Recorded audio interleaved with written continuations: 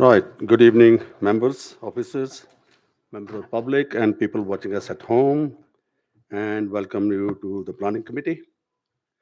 Can I ask everyone to put the phones in a silent mode, please?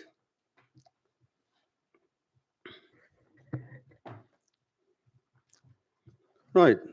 Apologies for absence. I just had a phone call from Samina Nagra.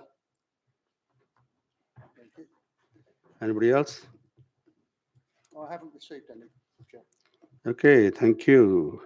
Item 2, declaration of interest. Yep, Councillor Boring. I think we've all had the same emails regarding the second item, but yeah. Okay, I think we all had the emails on that. Yep, yep. Sorry, John, yep. Yeah, as Councillor Baring had email on item 1, and I also declare an interest in item 2. I have an interest in that property, and I will therefore reclude myself from that discussion. Okay, thank you. Any more? No? Okay. Yeah. Thank you. Okay, item 3, minutes of the meeting held on 9th of July. It's pages 7 to 16, and I'll take both amendments and matter rising together. Anybody? Anything? Agreed? Thank you. Can I sign that now?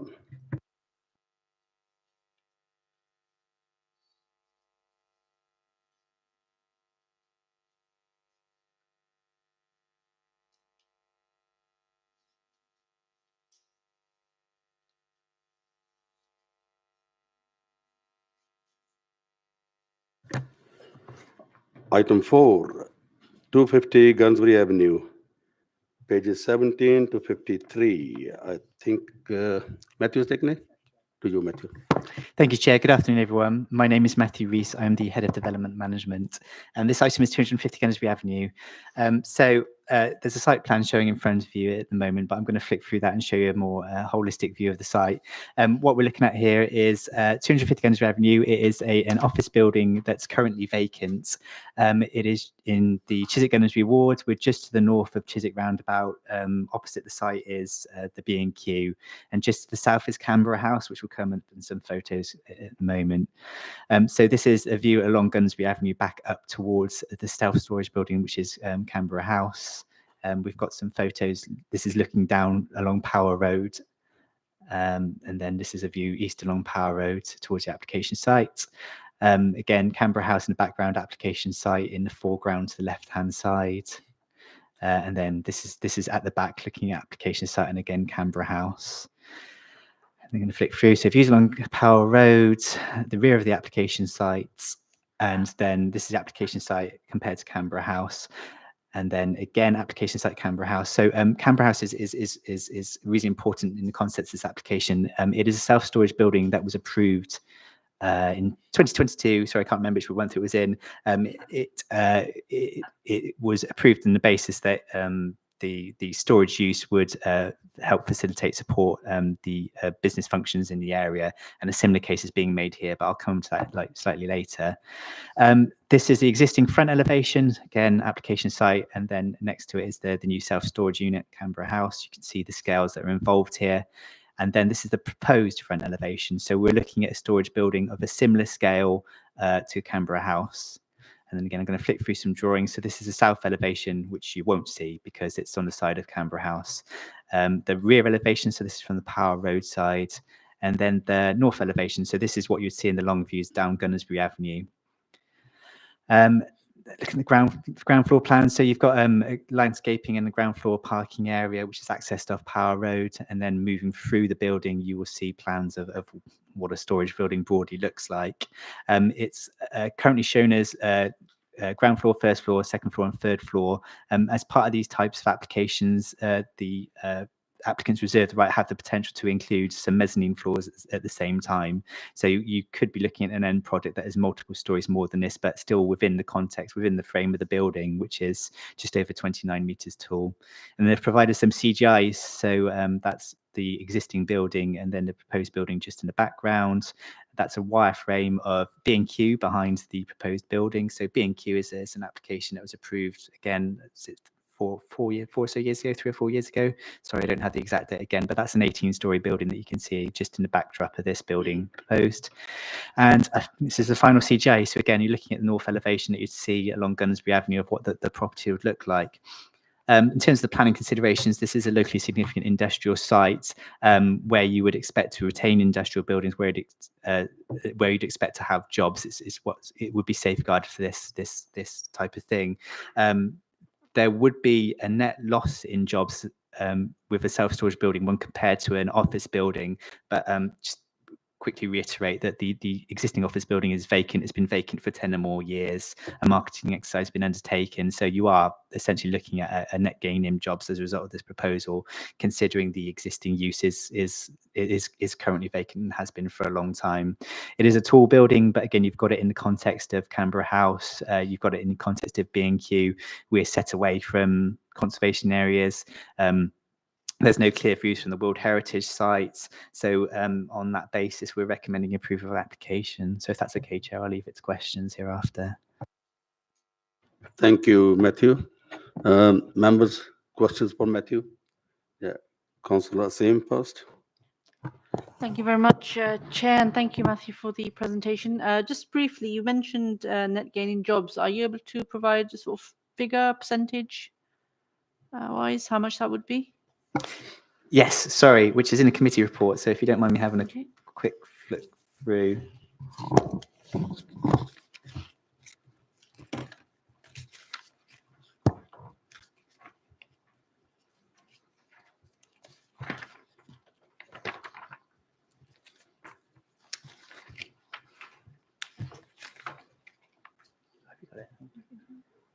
So that's what the overall proposal is.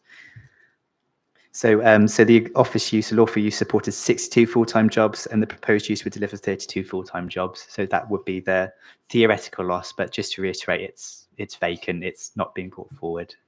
Thank you. Councillor Bowring. I've got a question on cycle parking for a change. In the plans, I can see there's all Sheffield stands, which is great, and in the long stay parking, you've got a little image of a cargo bike, which is great, but the long stay parking would be for staff, wouldn't it? Can we just we'll be able to add a condition to do just some assessment of whether there'd be the possibility of cargo bikes in the short stay, especially as it's a storage unit. This is where we should be encouraging people to use active travel. So is that possible? It is, Councillor, yes. So I believe there is an existing cycle storage condition which can be amended with members mindful to do so, to include wording to that effect, yes. Okay. Any more questions? Yeah, Councillor Lukey. A few questions here. What's the advice of the design advisory panel on this? It's a prominent location in the borough on a through route. An ugly building will suggest that Hounslow Council doesn't care about ugly buildings, whether they're self-storage or not. How does this fit in? How does this complete the complement of self-storage between Power Road and Sign Lane, Gillette Corner? How many do we have? How many self-storage buildings do we have? What's their use? What's their value to the borough? And how many jobs have we got? You mentioned 30, but what type of jobs will they be?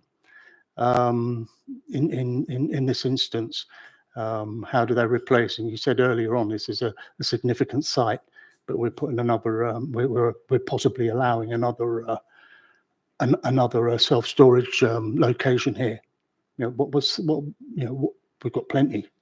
And what does that do to traffic? They're not all going to turn up on bikes. I don't know who's going to turn up on a bike here to dump their belongings, short or long term. And what do we get out of it as a local authority, as a community, if you like?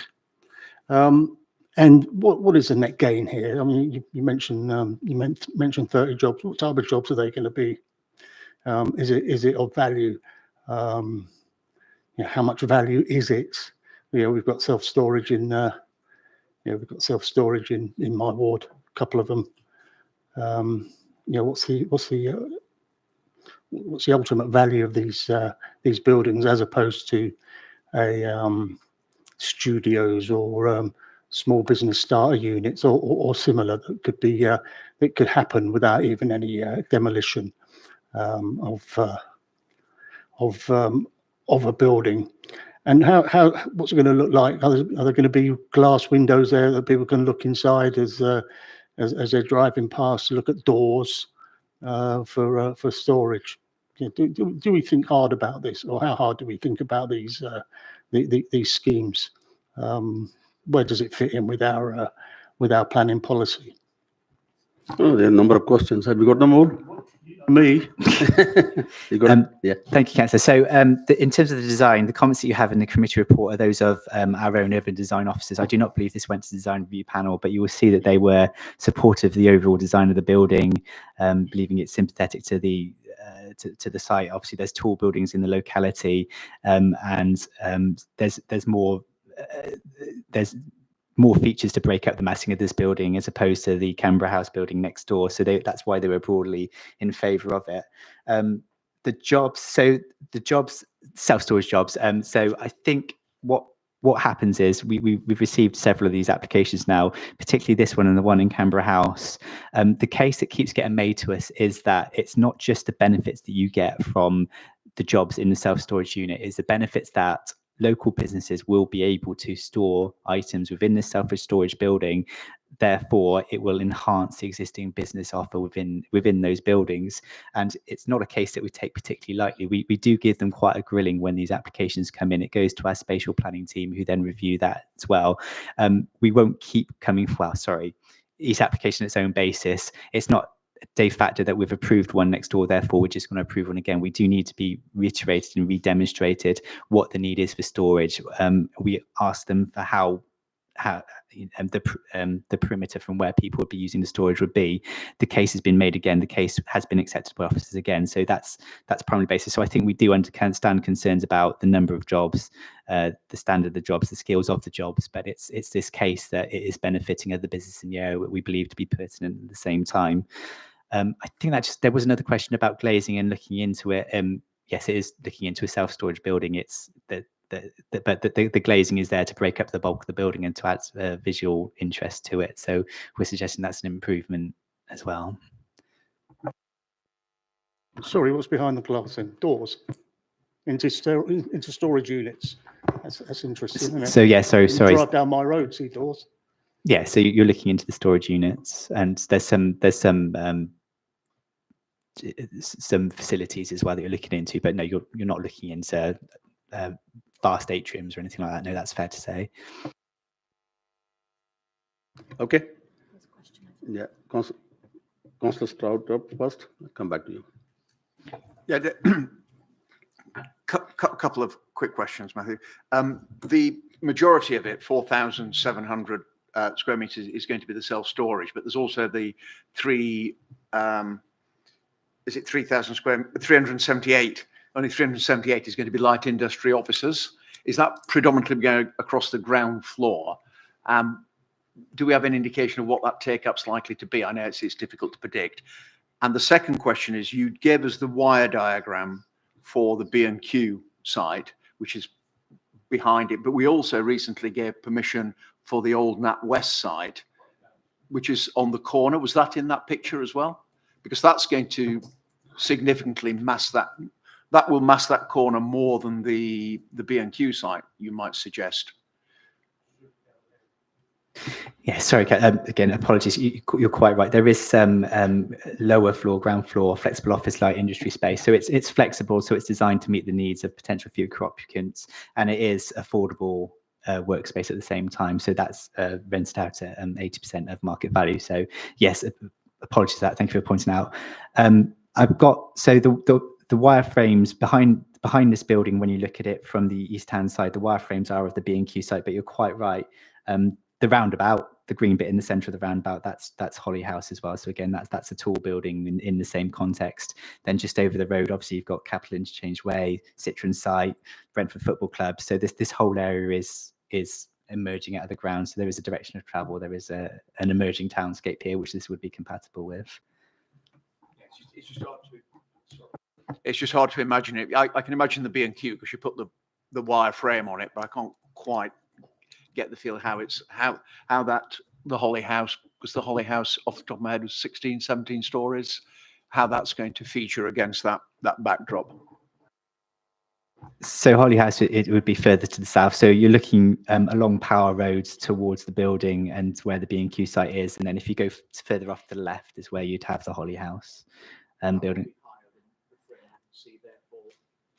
I think it's broadly, so yes, sorry. So B&Q is 13 stories. Yeah, Holly House is 17 stories, I believe. Yeah.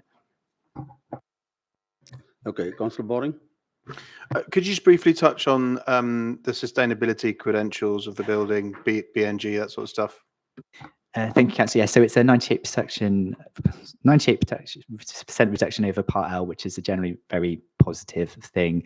So sorry, when I say 98% over Part L, it's very close to being carbon neutral in terms of operation. It has a 67.1% biodiversity net gain. So it's an uplift over the existing. I don't particularly like biodiversity net gain, sorry, as a metric on sites like this because the baseline is so low. So to get 67% over the baseline, which is quite low in the first place, it's not a huge improvement. So it's the urban greening factor score that we'd point towards. That is 0.4. That's what we ask for. In fact, it's more than we ask for in general industrial sites. So there is the greenery to go with the biodiversity net gain at the same time. So yes, it's positive from an environmental perspective. Okay. Yeah. Councillor Luki. You got a picture of the greenery. And what's the what is the landscaping going to be here? How sustainable is it? How is it going to be maintained, looked after, and not die because it's not being watered or it's going to be consumed by vehicle fumes? So that's the ground floor landscaping, but the landscaping will be maintained through a landscaping plan, which will be secured by condition. Sorry, Chair. We know that it's going to be secured by a condition, but what's it going to be? Yeah, what are they going to put there? They're going to put mature trees. They're going to put shrubs, big shrubs. Yeah, what's it going to be? What's it going to contribute to the environment? Swallow up fumes, swallow up carbon. If it's going to be carbon neutral, where's that? Is that the 2%? So that, I mean, that's to be confirmed. That's to be discussed. That's the matter looking at. But of course, if members want to have input in that, then of course we can put it into the condition. So what, like what maximum? What is the maximum we can get out of this? If the trees, if they're going to plant trees that are not going to grow, profusely, or they're going to be thin trees going in and not fatter trees, you know, why? How can we achieve? How can we achieve, you know, a good green credential for this building with the landscaping at least? You know, you say we can encourage it. Well, let's encourage it. What can the planners encourage it? Can the planners not go for more rather than the minimum probably that the applicants have put in here? I'm not joking. I'm not messing about. Really, this is important. It's all right having bikes and bike stands where people will not always turn up by bike. They're more likely to turn up by a vehicle with a car, as we see down at the storage places in my ward. You know, how can we? Yeah, you've got a little strip there, haven't you? You've got a little strip of green there. You know, why? Why is it so little as a proportion? Obviously, the simple question that is that's what's put before us as part of an application, which is what we have to consider. In terms of what planting can take place, it would need someone with expertise to actually look at this in a bit more detail, because you're right. I mean, you know, you can't put mature trees here because mature trees won't necessarily take. You need to have a specific type of planting that goes along there. But we do have experts that can advise on what the best outcome for this particular patch of land would be, and that's what we'd be doing.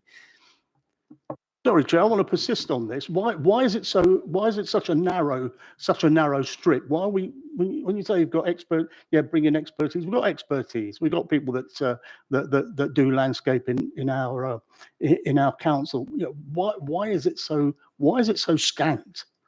really, why can't it be wider or a bit deeper? That's the thing, isn't it?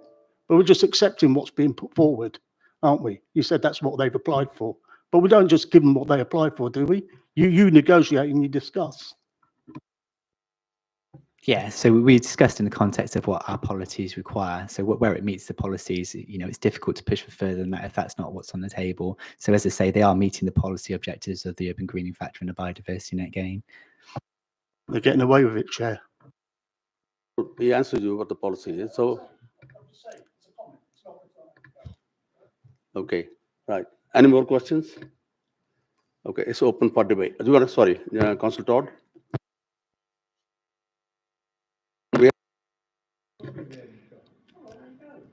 No, hang on. It's open for debate now, then you can propose. No, that's question time. I said open for debate now. Anybody yet?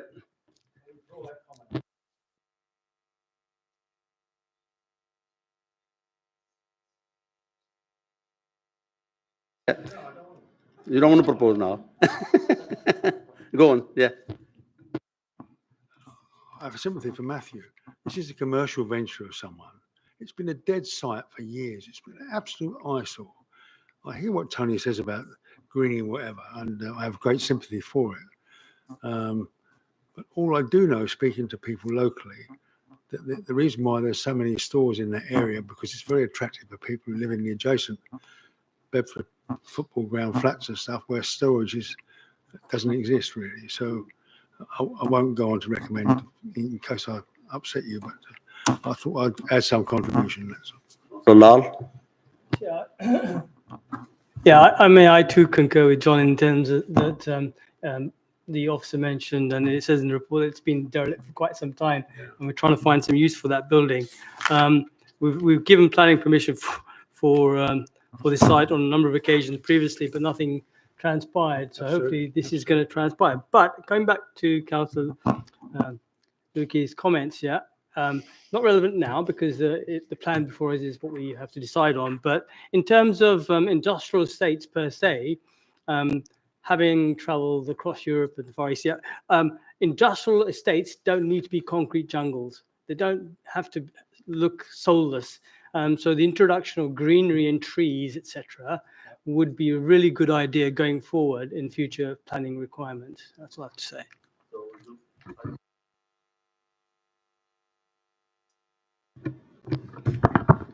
So the officer said that this will be dealt with by condition. I don't know, I haven't heard from anybody else. I only heard bikes. But I've heard from, Councillor Lau. And like you, we do travel and we see these things and we see something different. And we have got industrial, we've got commercial spaces, warehouse type places with greenery, with good landscaping. Here we don't. If the committee is mindful, I'd like to think they would be mindful of enhancing and increasing the landscaping to something a lot more than is proposed here and suggested here, rather than shrubs. Something that's going to be maintained, and that will be conditioned as well within the maintenance will be conditioned too. I think we should. I would propose that we, if it is going to be proposed for approval, I would ask the committee to agree a much enhanced landscaping strategy here, landscaping condition here. Matthew will come back to you. Yeah, Councillor Stouter. Yeah. I think both Councillor Luke and Councillor Lau make excellent points, but what I think they're referring to, and I'm not speaking for them, but I know the sort of sites that Councillor Lau talking to, they're purpose built from scratch. We gave permission for one of those not long ago, which did have lots of trees, lots of banks in it to break it up. This is not such a site. This is a 1950s, 60s industrial site, and we've got what we've got here. And whilst I'd like to see that modicum of green made as sustainable and green as possible, I can't see, without totally disrupting the plans of this building, how how we can make it any bigger. I would support making it as green and as pleasant as we can, but I couldn't support anything that's going to disrupt what is actually a sound plan, providing a building that has use in the borough, that's going to be an asset to that particular area, which will support local businesses. And as Councillor Todd said, it's a total eyesore. It looks like a bomb site. It's got a rotting 1950s, 60s office block on it, which has been there for 10 years. And if people would prefer to see that than something that fills in a gap and provides useful commercial space, and not a lot, but some jobs, then we don't need to go down that path. And I would support Councillor Todd that we move to a vote on this.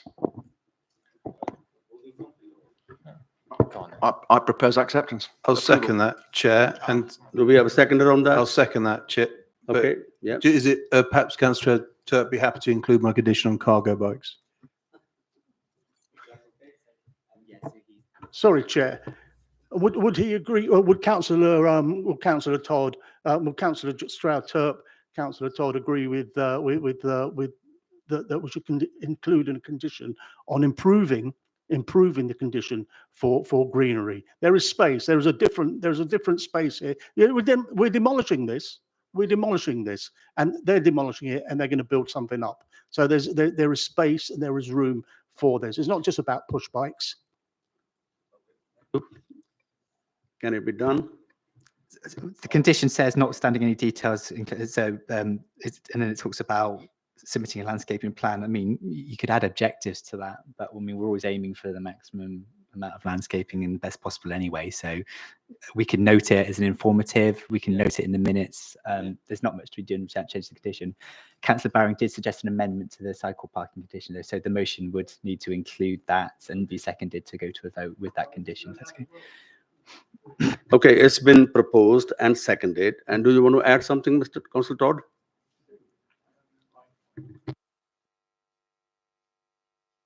It's a laudable attempt to green the building, but he might think, is it 10%, 5%? It's just sheer speculation, quite frankly. And this is a clinical process where we're assessing what we want people to do. So what does Matthew write a letter? Can we expand it a bit or whatever? So I love the intention, but not the reality. That's all. Right. Okay. So it's been proposed, seconded. I'll take a vote. Please raise your hand high so we can see it. In favor of the proposal, yeah? Can you see everybody?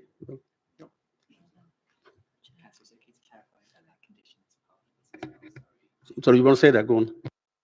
Sorry, just to be clear, my understanding is that you are currently voting with the amendment to the condition, and if that's correct, then Yeah, that's right. thank you. Okay, sorry. Against the proposal? Nobody? Abstentions? One abstention, yeah? So it's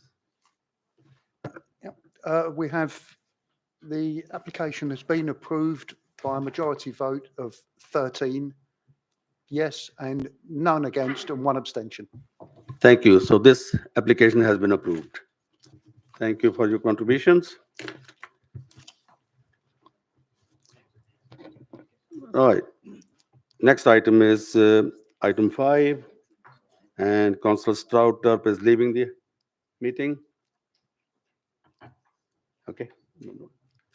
Right, it's item 5, 31 Devonshire Road. And Daniel is taking this one? Sorry, Councillor, we just need to get up on the screen. We won't be a second, excuse Yeah, us. sure, Thank- sure.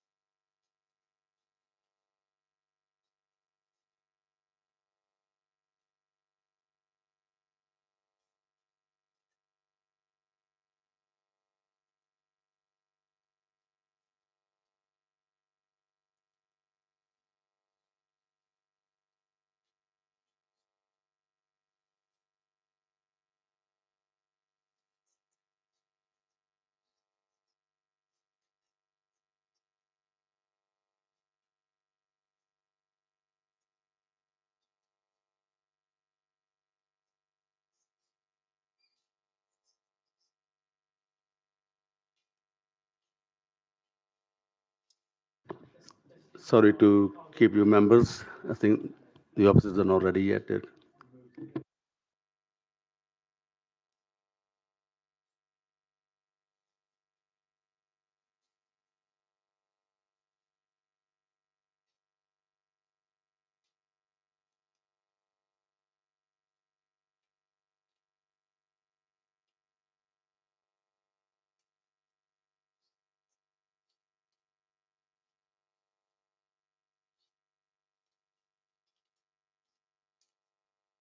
Ready?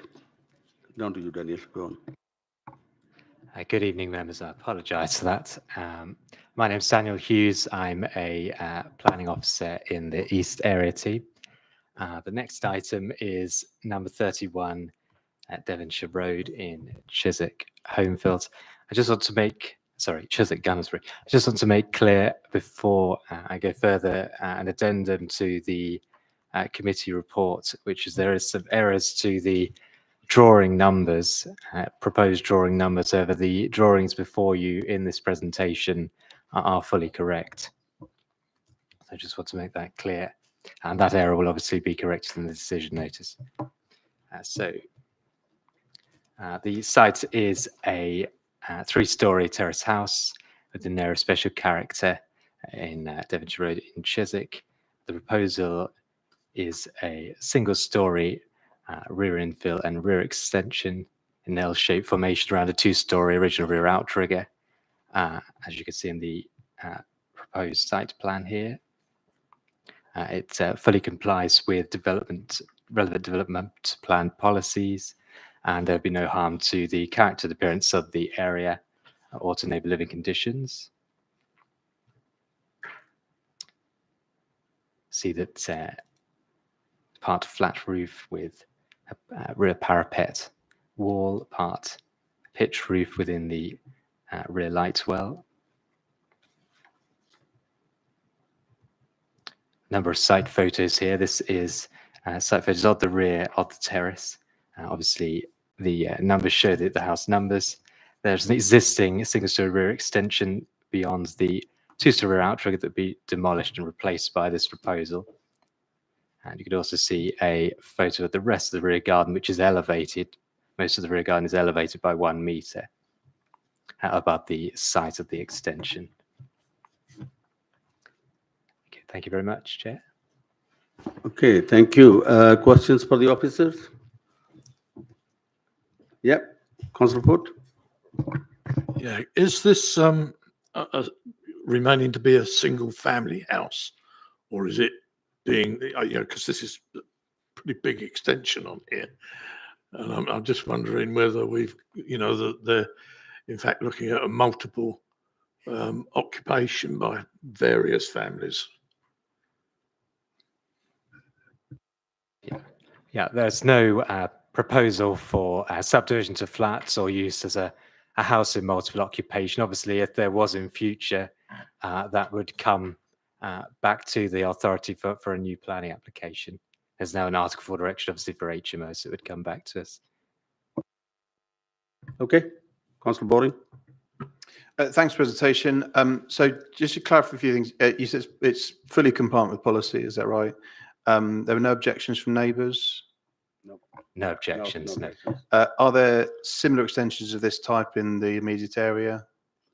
There are, yes. I think there's 2 listed in the assessment that have a similar L-shaped wraparound form.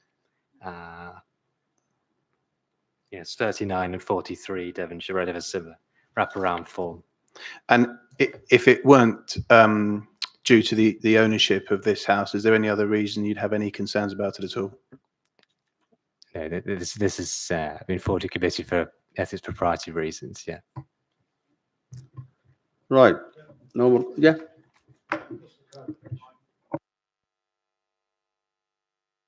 I know that. People can hear. I've got that. Yeah, sorry for the delay. At Cabinet this week, they approved the Glebe Estate as a conservation area. Does this premises form part of that conservation area or not?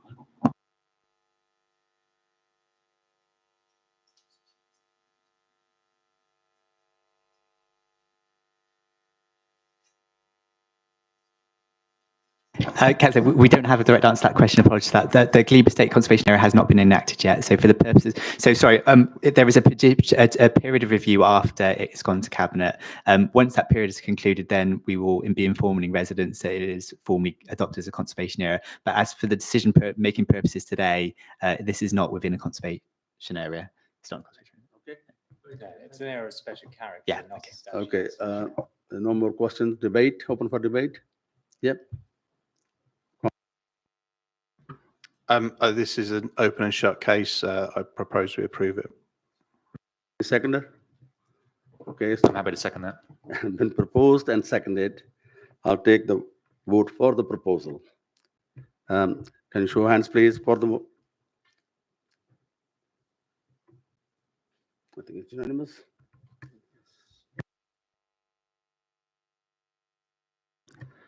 Any abstentions? None. Yep. So yes, it's been approved. Thank you for your. It's been for the record on the film, that was unanimously approved by 14 votes to none. Thank you.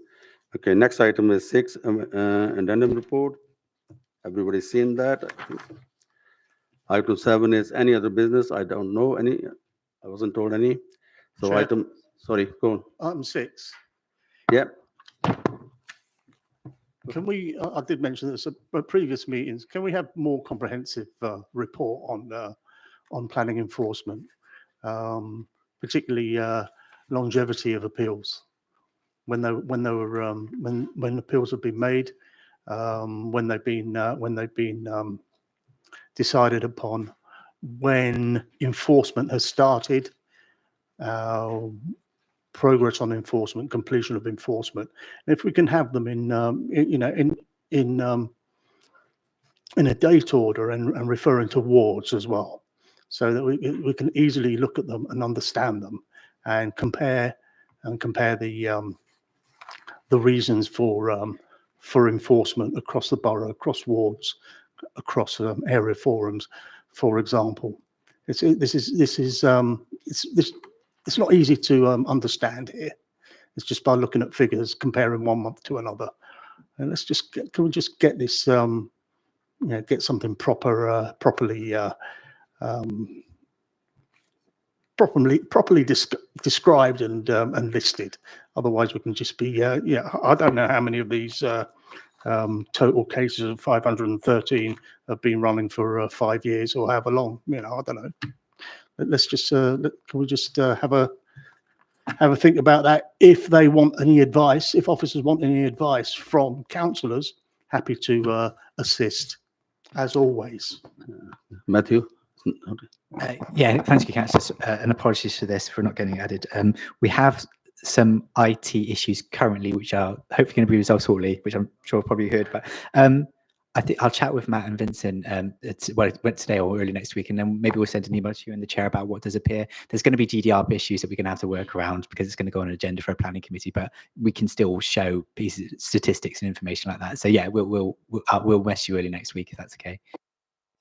Chair, we keep getting this GDPR thing. You don't need GDPR for an address. Yeah, GDPR, an address is not affected by GDPR, is it? If somebody has applied for planning permission, it's not, if an address is, if there's planning an application for an address, the address is there. It's not, don't want to know the guy's name or anything like that.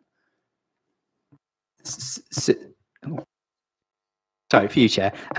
There's issues attached to this at the same time. So what say for instance, I saw someone had inserted a window in a property that was perfectly lawful, that was permitted development. An enforcement case may get opened. I believe that you should not have that registered against your property, that an enforcement case has been opened when there's no basis for it. It's then reason because then it's logged against your property. And I think we have issues around that. So we do have enforcement cases where there's no breach, there's barely an issue. I don't think we should be putting that into the planning committee agenda. I don't think that's reasonable to do. There are cases where there are breaches, there's cases where there's enforcement notices. So where's that line? So that's what the discussion will be. I mean, yes, to publish an address is fine, but there's going to be consequences to this, which I do think we need to have a look at. But again, yeah, we'll let you know about it hopefully early next week, and anyone else who wants to get involved in that conversation, of course. Can we look into this, like have a meeting with the officers who deal with it and come to the next meeting and kind of explanation for this, what's happening? Yeah, absolutely. Yeah. That's fine. Okay, yeah. Yeah, Chair, can I raise building control? I should have given notice, but if colleagues are not aware, there's been no building control or effective building control since May this year. I've referred 3 members of the public who couldn't buy a house. They're devastated and had a very quick response, to be fair.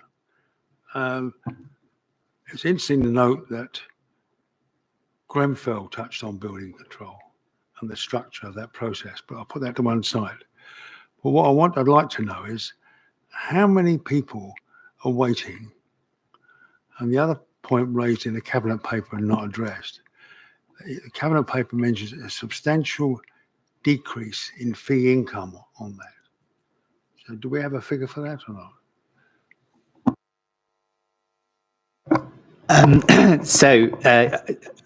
Not a building control officer.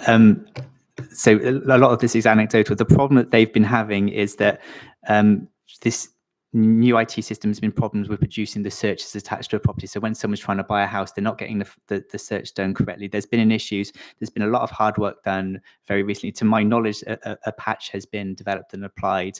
So hopefully we're coming to the end of that. Just to be clear, there's no reason to suggest there's any building safety issues attached to this particular issue. We do still have a functioning building control department, and I can't comment on the last part about the fees. Sorry, I don't have that information in front of me. Perhaps one for casework, if that's okay.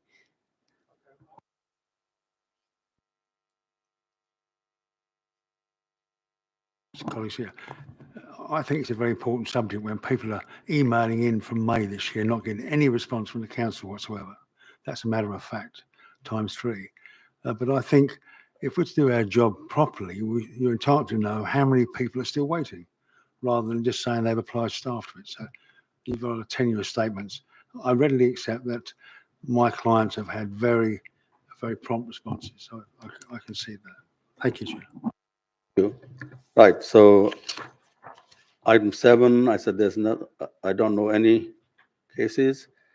Item 8, the date of next meeting will be 3rd of October 24.